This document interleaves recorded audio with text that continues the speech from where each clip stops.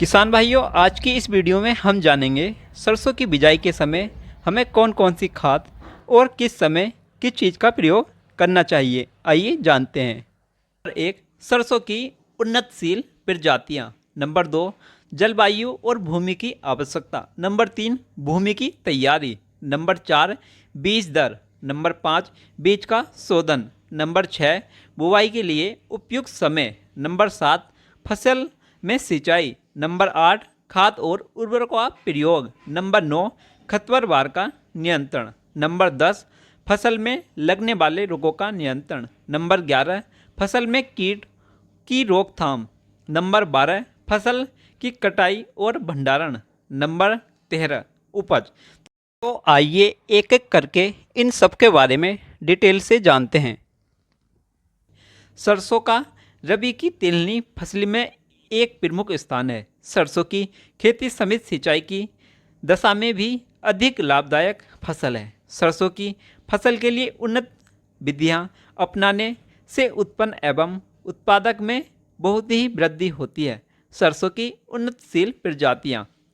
राई या सरसों के लिए बोई जाने वाली उन्नतशील प्रजातियां जैसे क्रांति, माया, वरुणा, इसे हम T59 भी कहते हैं। पूसा बोल्ड, उर्वरशील तथा नरेंद्र राई प्रजातियां की बुआई संचित दशा में की जाती है तथा असंचित दशा में बोई जाने वाली सरसों की प्रजातियां जैसे कि वरुणा, वैभव तथा वरदान इत्यादि प्रजातियां की बुआई करनी चाहिए। आइए बात करते हैं जलवायु और भूमि की आवश्यकता। सरसों की फसल के लिए 25 से 30 डिग्री सेंटीग्रेड तापमान होना चाहिए। सरसों की फसल के लिए दोमट भूमि सर्वोत्तम होती है, जिसमें कि जल निकास उचित प्रबंध होना चाहिए। आइए बात करते हैं भूमि की तैयारी। सरसों की खेती के लिए खेत की तैयारी सबसे पहले मिट्टी पलटने वाले हल से जुताई करनी चाहिए। उसके पश्चात से 3 जुताई देसी हल या कल्टीवेटर से करनी चाहिए। इसकी जुताई करने के पश्चात पाटा लगाकर खेत को समतल कर देना अति आवश्यक है। आइए बात करते हैं बीज की दर की। संचित क्षेत्र में सरसों की फसल की बुआई के लिए 5 से 6 किलोग्राम बीज प्रति हेक्टर के दर से प्रयोग करना चाहिए। अब बात करते हैं बीज का शोधन। सरसों की फसल के लिए बीज उन्नत रोगों की सुरक्षा हेतु 2 से 5 ग्राम थीरम प्रति किलोग्राम बीज की दर से उपचारित करके बोना चाहिए। आइए अब बात करते हैं बीज के बुआई के लिए उपयुक्त समय। सरसों की बुआई का उपयुक्त समय सितंबर के अंतिम सप्ताह से अक्टूबर के प्रथम सप्ताह तक है। सरसों की बुआई देसी हल के पीछे 5 से 6 सेंटीमीटर गहरे खड्डे में 45 सेंटीमीटर की दूरी पर करनी चाहिए। आइए अब बात करते हैं फसल में सिंचाई।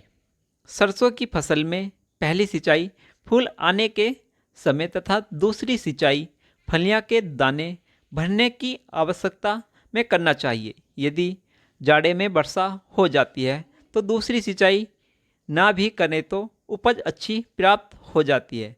आइए अब बात करते हैं खाद और उर्वरकों का प्रयोग। सरसों की खेती के लिए 60 क्विंटल गोबर की सड़ी हुई खाद की बुआई से पूर्व अंतिम जुताई के समय खेत में मिला देना चाहिए तथा संचित दशा में 120 किलोग्राम नाइट्रोजन, 60 किलोग्राम फास्फोरस तथा 60 किलोग्राम पोटास तत्व के रूप में प्रति हेक्टर की दर से प्रयोग करते हैं। नाइट्रोजन की आधी मात्रा, फास्फोरस तथा पोटास की पूरी मात्रा बुआई से पहले अंतिम जुताई के समय खेत में मिला देना चाहिए। शेष आधी नाइट्रोजन की मात्रा बुआई के 25 से 30 दिन के बाद टॉप ड्रेसिंग रूप से प्रयोग करना चाहिए। आइए बात करते हैं खरपतवार का नियंत्रण। सरसों की खेती में बुआई के 15 से 20 दिन बाद घने पौधों का निकलकर उनकी आपसी दूरी 15 सेंटीमीटर कर देनी चाहिए। खरपतवार नष्ट करने के लिए एक निगराई गुड़ाई सिंचाई के पहले और दूसरी सिंचाई के बाद रसायन विधि खरपतवार नियंत्रण के लिए पैडामेथालिन 30 ईसी रसायन की 3.3 लीटर मात्रा की प्रति हेक्टेयर की दर से 800 से 1000 लीटर पानी में घोल कर छिड़काव करना चाहिए। बुआई के 2 से 3 अंतराल पर यह छिड़काव करना अति आवश्यक है। आइए अब बात करते हैं फसल में लगने वालों रोगों का नियंत्रण।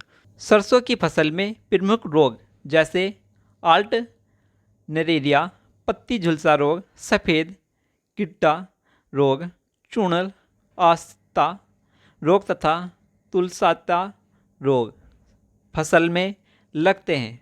इन रोगों के नियंत्रण के लिए मैनकोजेब 75% नामक रसायन की 800 से 1000 लीटर पानी में मिलाकर छिड़काव करना चाहिए।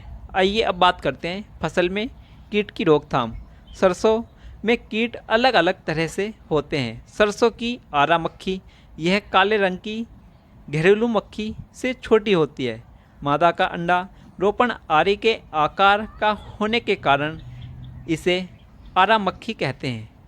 इस कीट की सुंडियाँ पत्ती के किनारे पर छेद बनाती है और बहुत तेज़ी से खाती है। इसके नियंत्रण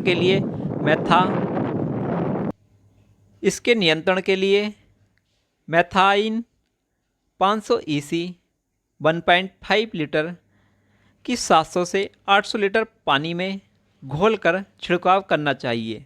कीट के प्रौढ़ तथा शिशु अपने चूसने वाले मुखों को पौधों को कोमल पत्तियों खाकर फूल, तनी तथा फलियां में रस चूसते हैं। इसका आक्रमण अक्टूबर के फसल काटने तक कभी भी हो सकता है। इसके नियंत्रण के लिए थाई मैथाइट 30 ईसी 1 लीटर या फेटोथियान 50 ईसी 1.5 लीटर मात्रा की 700 से 800 लीटर पानी में घोलकर छिड़काव करना चाहिए। माहू की सबसे बड़ी समस्या है। यह पंखहीन तथा पंख युक्त हल्के सिलेटी रंग या हरे रंग का कीट होता है। इस कीट की प्रौढ़ तथा शिशु पौधों के कोमल तने, पत्तियां, फूल एवं नई फलियां में रस चूसते हैं।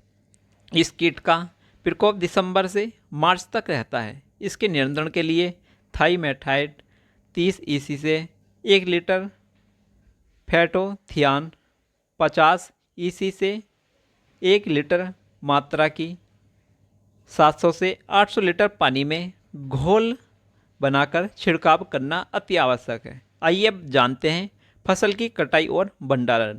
सरसों की फसल में जब 75% फलियां सुनहरे रंग की हो जाएं, तब फसल को काटकर, सुखाकर या मड़ाई करके बीज अलग कर लेना चाहिए। सरसों के बीज की अच्छी तरह से सुखाकर ही भंडारण करना चाहिए।